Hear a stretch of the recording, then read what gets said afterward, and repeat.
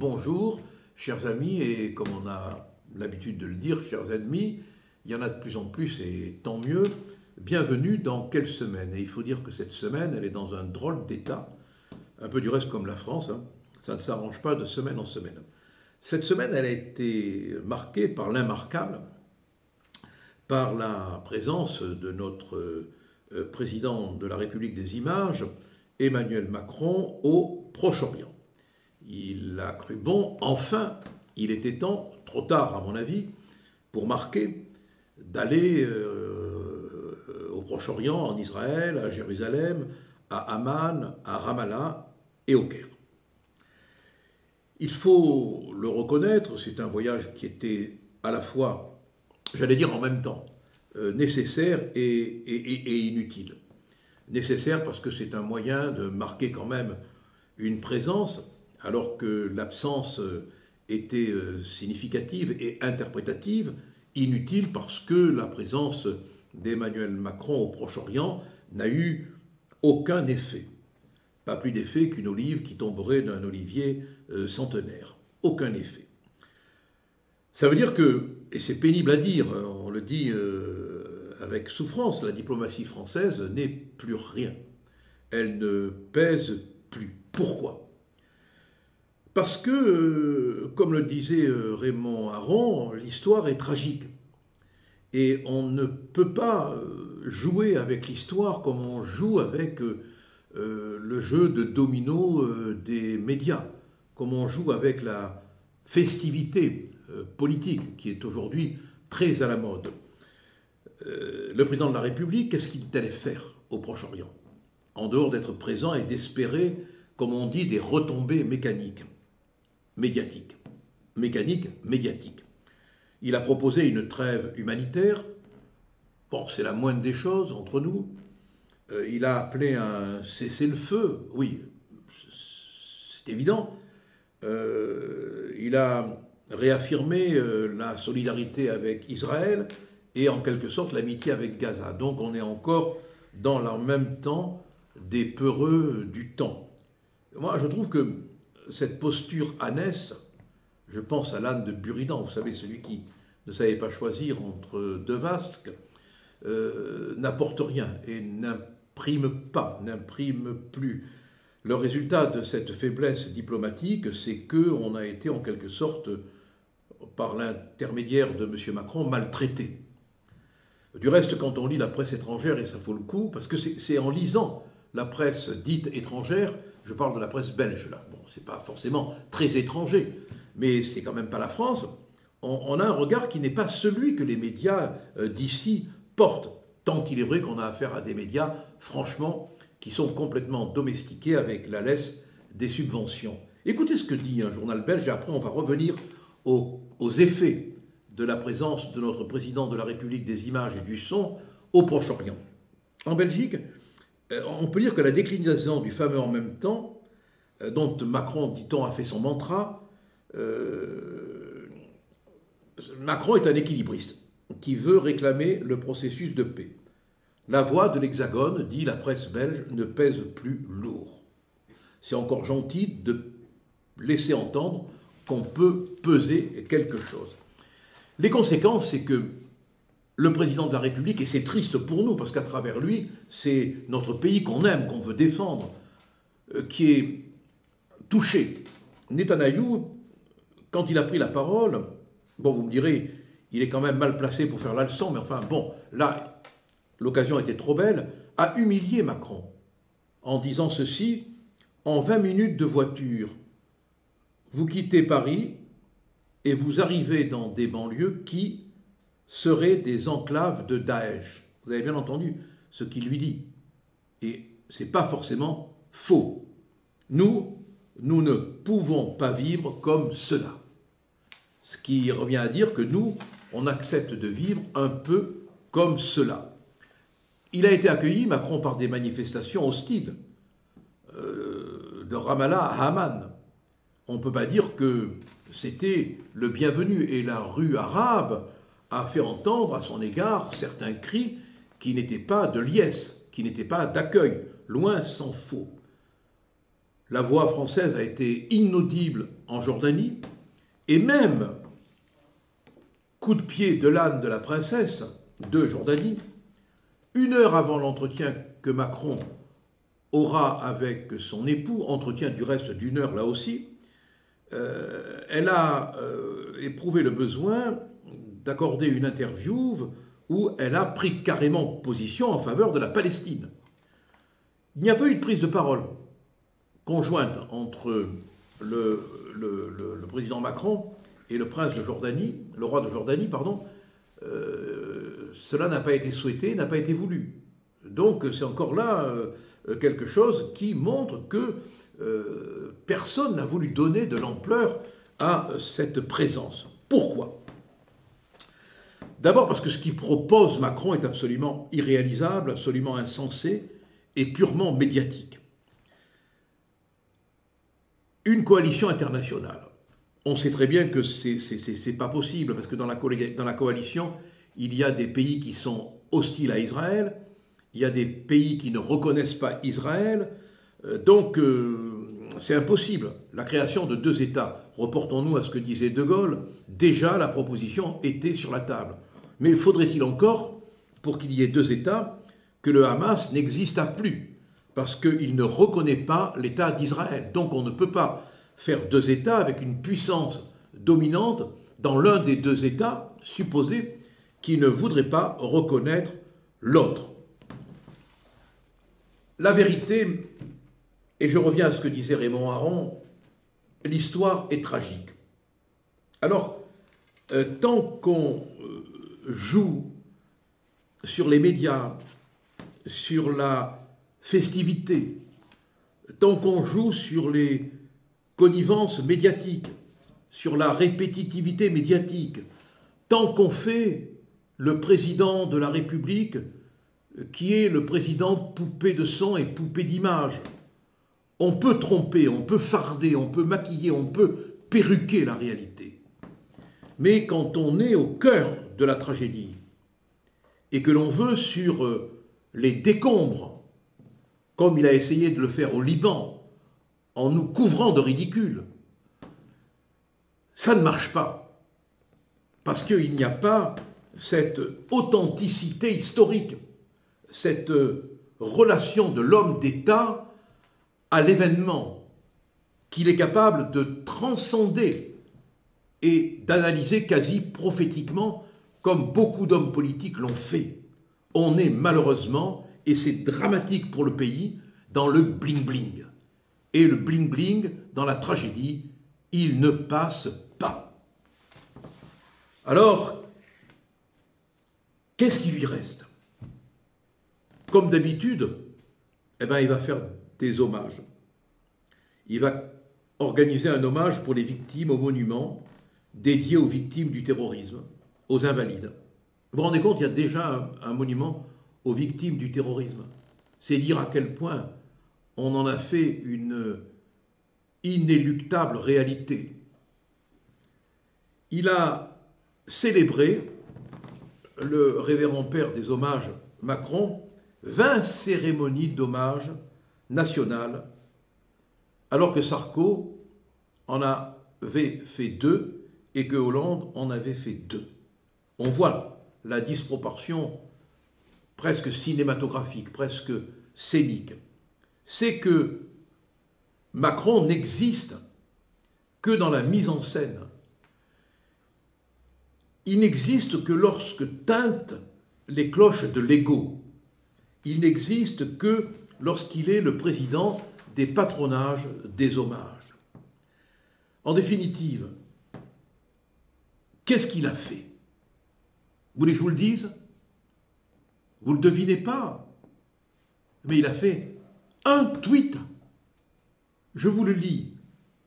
Oui, la diplomatie française en est réduite à un tweet, n'en déplaise à ce cher breton de l'Union européenne qui veut faire la guerre à monsieur Musk.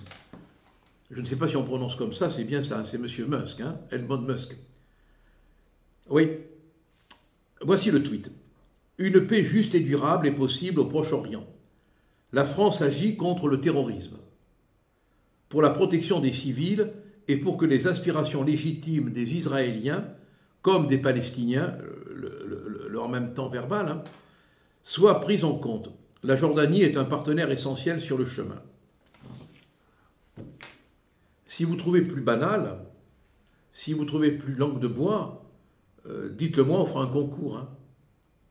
Enfin, quand même, heureusement qu'il y a X, anciennement Twitter, que du reste, Breton veut frapper d'une enquête. Heureusement, sinon comment Macron pourrait-il s'expliquer? Voilà où on en est, mes amis. Eh bien, c'est pas gai, et on peut franchement dire que la diplomatie française, aujourd'hui, elle en est réduite à un tweet. On va parler maintenant des associations. Il y a longtemps que je les ai dans le collimateur. Ça remonte à une lointaine époque où j'étais en Bosnie, où je les ai vues œuvrer, les unes et les autres, luttant entre elles pour occuper la meilleure place, parce qu'il fallait récupérer de l'argent, entretenir des salariés, et je me suis dit à ce moment-là que c'était vraiment, ces associations, un piège. La lumière a été mise sur leur comportement depuis le drame d'Arras, où un professeur, tout le monde le sait, Dominique Bernard, a été égorgé par un terroriste qui aurait dû ne pas être là, qui aurait dû depuis longtemps, lui et sa famille, avoir quitté le territoire, mais qui était toujours là parce que, au moment où l'autorité allait les expulser, sous la pression de la CIMAD, du MRAP et du Parti communiste, qui s'est même déclaré après réjoui, l'expulsion a été empêchée. Le cabinet d'Emmanuel Valls, qui maintenant montre ses muscles, a fait en sorte que l'expulsion n'ait pas lieu, et la préfecture a empêché l'expulsion. Si ces associations n'avaient pas œuvré pour empêcher l'expulsion, on peut dire avec certitude que le professeur de lettres n'aurait pas été assassiné. Donc ça donne envie de se plonger dans le fonctionnement de ces associations. Vous savez combien en 2022 la CIMAD a perçu d'argent de l'État? Vous avez une idée? 6,5 millions d'euros. Il y a sur ce montant 2,6 qui proviennent du ministère de l'Intérieur et 2,5 qui proviennent de l'État via les préfectures. C'est un pactole. C'est une somme d'argent considérable. Alors, plein d'associations aujourd'hui, il y en a en tout 1350, plein d'associations à des sommes différentes perçoivent de l'argent de l'État qui a sous-traité, délégué, abandonnant par là le rôle régalien de l'État, la question du traitement de la migration, des sans-papiers, des migrants, à des associations privées, les alimentant de fonds considérables. Chaque année, près de 1 milliard d'euros. Oui, vous avez bien entendu, ma langue n'a pas fourché, vos oreilles ont bien entendu. Chaque année, c'est près d'1 milliard d'euros qui est donné aux associations pro-migrants. Ça a été multiplié par 3 entre 2008 et 2023, et ça va, je vous le dis, sur quasiment 1350 associations. De 2016 à 2022, excusez-moi de ces chiffres, mais c'est important quand même parce que c'est votre argent, il y a eu jusqu'à 981 millions d'euros qui ont été déboursés. Alors, on va mener, si vous avez le temps, une petite enquête sur le fonctionnement d'une ou deux associations pour bien comprendre. Prenons Utopia 56, par exemple. Cette association a été fondée à Calais en 2015. Son président, Gaël Manzi, savez-vous ce qu'il faisait avant de mettre son cœur, sa générosité au service des migrants? son activité d'avant, elle a un grand intérêt pour comprendre son activité d'aujourd'hui. Il était régisseur de camping. Eh ben oui, il sait comment on héberge, il sait comment on loge, il sait comment on rentabilise des logements, il sait comment on fait de ce qui était son métier, qui ne marchait pas, une activité lucrative à partir du moment où c'est le camping ou c'est le camping des migrants. C'est pas un hasard si on retrouve dans cette association un individu qui est un spécialiste du camping. Je suis désolé, mais il y a un lien direct entre l'hébergement et la gestion, je dis bien la gestion sur le plan économique, sur le plan architectural, sur le plan structurel de camping et l'hébergement de toutes sortes de personnes, quelles qu'elles soient du reste, peu importe.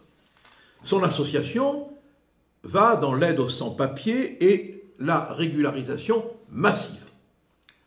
En 2020, cette généreuse association avait 200 bénévoles par jour, paraît-il. Et oui, ça attire les bénévoles. Et 15 salariés. On ne sait pas quel était le salaire de ces 15 salariés. Le financement, semble-t-il, venait de grandes entreprises. Et c'est la fameuse association, vous savez, il y a eu, je crois, sur X, une vidéo qui a été diffusée, partagée, où on entend un membre dire « On va tout faire pour vous faire reconnaître mineur, même si vous ne l'êtes pas. » Vous voyez? Donc, on se rend compte que tout est bon pour faire du migrant. Hein. Alors, ces associations, celle-là en particulier, qui a quand même perçu 83 millions d'euros, vos impôts, 83 millions d'euros, elles ont tout intérêt à multiplier les migrants. Elles ont tout intérêt à ne pas utiliser les fonds qu'on leur donne pour organiser les exécutions des obligations de quitter le territoire. Pourquoi renoncerait-elle à la manne humaine qui lui permet de gagner de l'argent? Le piège, il est là. C'est que d'un côté, on essaye de régler le problème de la submersion migratoire, et de l'autre, on finance des associations qui se complaisent à maintenir et à faire venir, souvent en lien avec des ONG elles-mêmes financées, des migrants illégaux. Le piège se referme. Une enquête a été faite sur cette association après ce que le commissaire aux comptes avait révélé. Écoutez bien, si vous ne vous sentez pas cocu de vos impôts, c'est que vous êtes totalement insensible de l'épiderme du portefeuille. On apprend que le président avait une Audi d'une valeur de 90 000 euros, pour qu'il se déplace, bien sûr. On n'aide pas les migrants comme ça, hein. Loué en leasing pour 2100 euros par mois. Tout payé par l'association, bien sûr, mais ça, vous l'avez compris. Il avait aussi un logement de fonction. Il faut qu'il soit logé, je lui attendais quand même, et bien logé. Et une carte prépayée plafonnée à 10 000 euros par mois. Vous allez me dire, comme c'est un homme au grand cœur, son salaire devait être modeste. Tu parles, Charles, 11 800 euros net par mois. Et cette association, tenez-vous bien, dit œuvrer à la création d'une société plus juste. Tartuffe. Là, on a vraiment affaire aux saints artificiels dont parlait Nietzsche, des truqueurs, des tricheurs, des marchands de morale. Alors qu'est-ce qu'on fait maintenant? Eh bien, on supprime les subventions, on exige de savoir ce que gagnent les présidents de ces associations, les cadres de ces associations, et on renforce, bien évidemment, la direction de ces fonds vers l'exécution des OQTF. C'est pas qu'en France, hein. Dans toute l'Union européenne, c'est le même problème. On a réussi à mettre en place un business alimenté par l'immigration et qui cherche de plus en plus de migrants pour alimenter son moulin à argent. Chers amis, voilà, j'espère que vous vous sentez moins cocu après cette petite émission. À la semaine prochaine. Alors bien sûr, n'hésitez pas à nous écrire, à nous envoyer des commentaires, hein, ils sont utiles, ils nous rendent service. Je vous dis à la semaine prochaine, soyez prudents, ne prenez pas froid et n'oubliez pas que L'heure va changer. C'est la seule chose qui change en France. Et en Europe aussi.